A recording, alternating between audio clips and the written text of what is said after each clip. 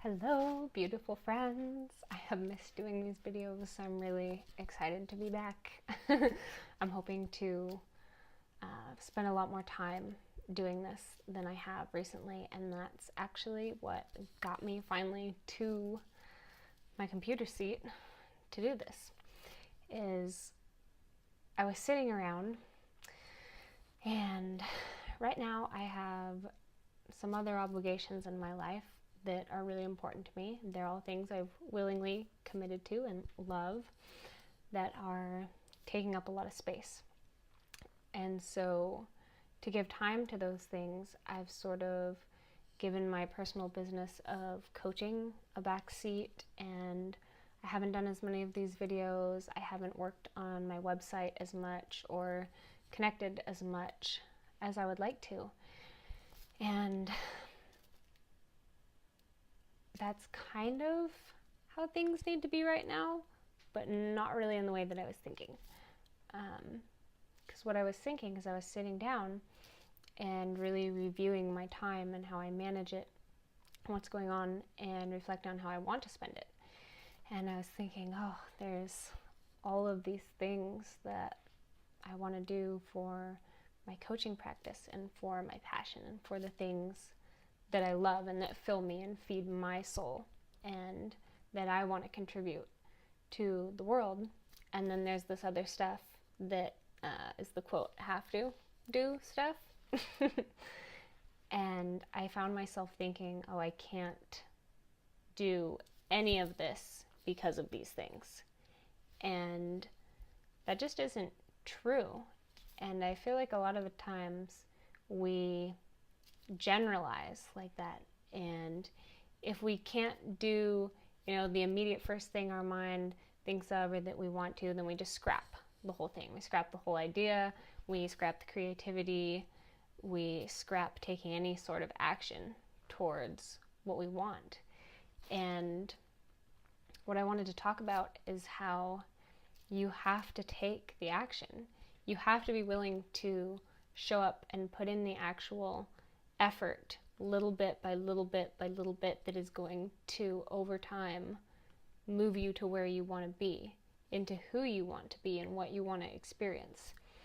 And whether that's building a business or creating a thriving relationship with yourself or with somebody else, or spending more time with your kids, whatever it is, you can apply this concept to whatever it is you're wanting to experience in your life.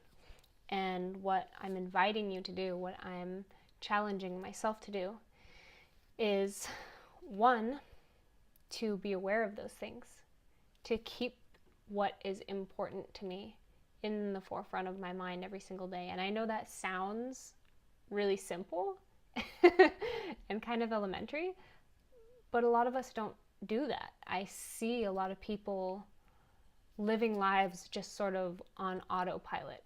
And it's not awful, but it's not really what they want either, and they're not completely fulfilled. They're just sort of going through these motions of what they think they should be doing or what they believe they have to be doing and all these different things. And they're carving out about this much to no time to do the things they want to do. And I find that a shame, because when we're in passion, when we're in what we love, we're sharing our gifts with the world. We're sharing the best of ourselves. And from that is what springs all kinds of beautiful, incredible, transformative things. It's where you see the major charities come from, these acts of love and kindness, these amazing organizations that really care about their employees, not just as a number, not just as workers, but as people. These are all people who have worked to intentionally create and contribute what they want to see happen. And it looks very easy and wonderful from the outside. And I'm under no illusion that it's taken a lot of consistent time, energy, work, and many other things to get to those places. So, one, having what's important to you, what you want to create, in the forefront of your awareness. And two, being willing to act on that every single day, even if it's the smallest thing. Say you want to be an artist. You love painting and you don't have a ton of time, but you have 10 minutes you could give it every night. And maybe you only put 3 strokes of the brush on that picture. Maybe you only paint one tiny flower every single day, but that one tiny thing every single day is eventually going to contribute to your masterpiece. And, you know, it's a metaphor for everything. And so then I was asking myself, okay, what can I do? Instead of sitting here wallowing in everything that I feel like I can't do and I feel like I don't have time for, what can I do? What do I have time for? How can I actually move myself literally, physically, and energetically into the space that I want to be in? And I can make a video. I have a cell phone. I have my laptop. I have the ability to reach out and connect, and it doesn't take a long time. I'm looking up right now. I'm at 6 minutes. It's taken me 6 minutes of my whole day to do this, and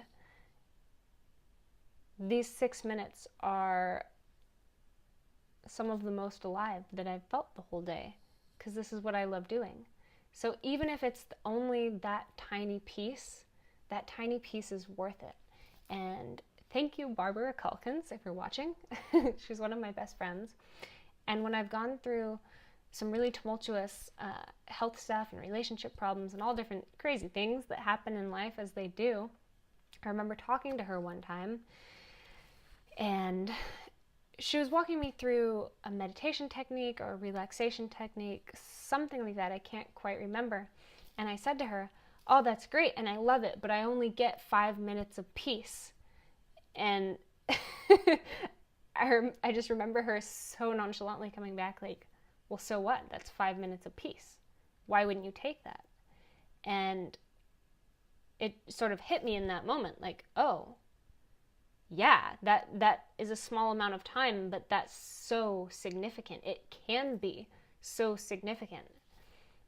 So whether it's looking for 5 minutes of peace and relaxation, or it's 5 minutes to work on a project that you really want to see bloom, or 5 minutes to work on yourself, whatever it is, I invite you to carve out a tiny space of time, a single action, the small step, and ask yourself, what can you do today?